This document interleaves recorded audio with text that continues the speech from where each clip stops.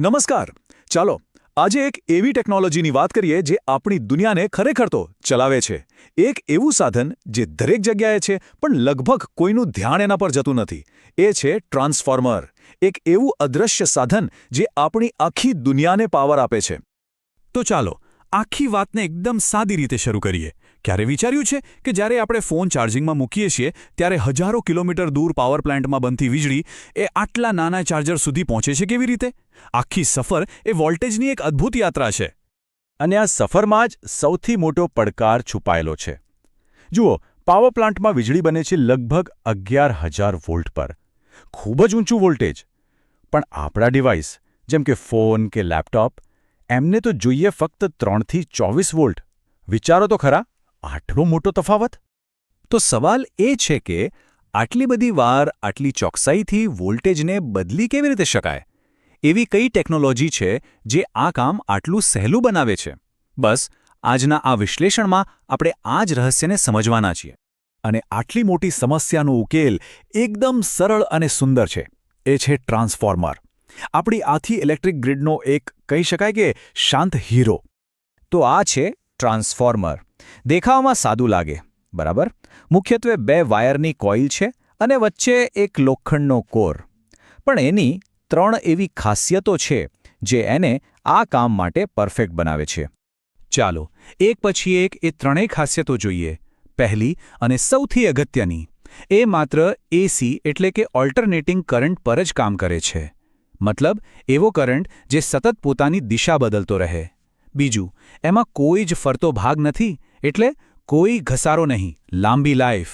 અને ત્રીજું, જે ખરેખર અદ્ભુત છે, એની કાર્યક્ષમતા લગભગ 99%. મતલબ કે ઊર્જાનો બગાડ નહીં, બરાબર? તો હવે ફરી એ જ સવાલ પર આવીએ. કોઈ ફરતો ભાગ નથી, કોઈ સીધું ઇલેક્ટ્રિકલ કનેક્શન પણ નથી, તો પછી આ વોલ્ટેજ બદલે છે કેવી રીતે? આનો જવાબ ઇલેક્ટ્રોમેગ્નેટિઝમના એક જાદુઈ સિદ્ધાંતમાં છે. આનું રહસ્ય છે એની બનાવટમાં. જુઓ, એમાં વાયરની 2 અલગ અલગ કોઇલ છે જે એકબીજાને ક્યારેય અડતી નથી. હા, બિલકુલ નથી અડતી. પાવર એક કોઇલમાંથી બીજીમાં જાય છે એક અદૃશ્ય ચુંબકીય ફિલ્ડ દ્વારા. કોઈ વાયર નહીં, સીધું કનેક્શન નહીં, માત્ર મેગ્નેટિઝમ. અને વિજ્ઞાનની ભાષામાં આ પ્રક્રિયાને કહેવાય છે મ્યુચ્યુઅલ ઇન્ડક્શન. નામ થોડું અઘરું લાગે પણ આઈડિયા એકદમ સિમ્પલ છે. એક કોઇલમાં બદલાતો કરંટ એની બાજુમાં રાખેલી બીજી કોઇલમાં આપોઆપ વોલ્ટેજ પેદા કરે. અને આ બધું એકબીજાને અડ્યા વગર. બસ આ જે સિદ્ધાંત છે જેના પર આખી ટ્રાન્સફોર્મર ટેકનોલોજી ચાલે છે.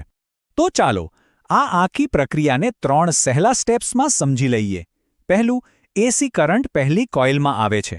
બીજું, એ કરંટ એક ધબકતું એટલે કે બદલાતું ચુંબકીય ક્ષેત્ર બનાવે છે.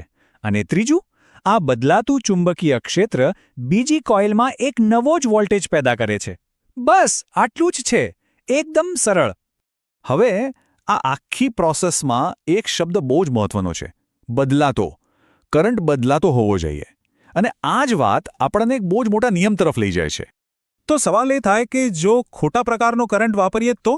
મતલબ કે જો ટ્રાન્સફોર્મરમાં એસીને બદલે ડીસી એટલે કે ડાયરેક્ટ કરંટ વાપરીએ તો શું થાય? અને જવાબ અહીં એકદમ સ્પષ્ટ છે. જો ડીસી કરંટ વાપરો તો ટ્રાન્સફોર્મર બળી જશે. કેમ? કારણ કે ડીસી કરંટ બદલાતો નથી, એ સ્થિર હોય છે. અને જો કરંટ સ્થિર હોય તો ચુંબકીય ક્ષેત્ર પણ સ્થિર રહે. અને સ્થિર ચુંબકીય ક્ષેત્ર બીજી કોઇલમાં વોલ્ટેજ પેદા કરી જ ન શકે. એ ફક્ત એક શોર્ટ સર્કિટ જેવું બની જાય છે અને ટ્રાન્સફોર્મર સળગી જાય છે. એટલે યાદ રાખો, ટ્રાન્સફોર્મર માટે માત્ર અને માત્ર એસી. બરાબર. તો આપણને એ તો સમજાઈ ગયો કે પાવર ટ્રાન્સફર કેવી રીતે થાય છે. પણ હવે પાછા આપણા મૂળ સવાલ પર આવીએ. વોલ્ટેજને વધારવો કે ઘટાડવો એ કેવી રીતે નક્કી થાય છે? અને આનો જવાબ એકદમ આશ્ચર્યજનક રીતે સરળ છે. બધો જ ખેલ કોઇલમાં લગાવેલા વાયરના આંટાની સંખ્યાનો છે. જી હા, માત્ર આંટાની સંખ્યા. દાખલા તરીકે, જો પહેલી કોઇલમાં 100 આંટા હોય અને બીજીમાં ફક્ત 10, તો વોલ્ટેજ પણ 10 ગણો ઘટી જશે. આટલો સીધો સંબંધ છે. આ એકદમ સીધું સાધું ગણિત છે. જો બીજી કોઇલમાં આંટા ઓછા હોય તો વોલ્ટેજ પણ ઓછો થાય. આને કહેવાય સ્ટેપ ડાઉન ટ્રાન્સફોર્મર. અને જો બીજી કોઇલમાં આંટા વધારે હોય તો વોલ્ટેજ વધી જાય. આ છે સ્ટેપ અપ ટ્રાન્સફોર્મર. છે ને એકદમ સરળ? તો આપણે જે આખી વાત કરી એનો સાર શું છે? એ જ કે મ્યુચ્યુઅલ ઇન્ડક્શનનો આ એક નાનકડો અને સરળ સિદ્ધાંત આપણી આખી આધુનિક વિદ્યુત વિતરણ વ્યવસ્થાનું હૃદય છે. ખરેખર આ વિચાર જ અદ્ભુત છે. આ ટ્રાન્સફોર્મરની કહાણી આપણને બતાવે છે કે વિજ્ઞાનનો એક સરળ સિદ્ધાંત કેવી રીતે આખી દુનિયાને પાવર આપી શકે છે, અને એ પણ ચૂપચાપ આપણી નજર સામે.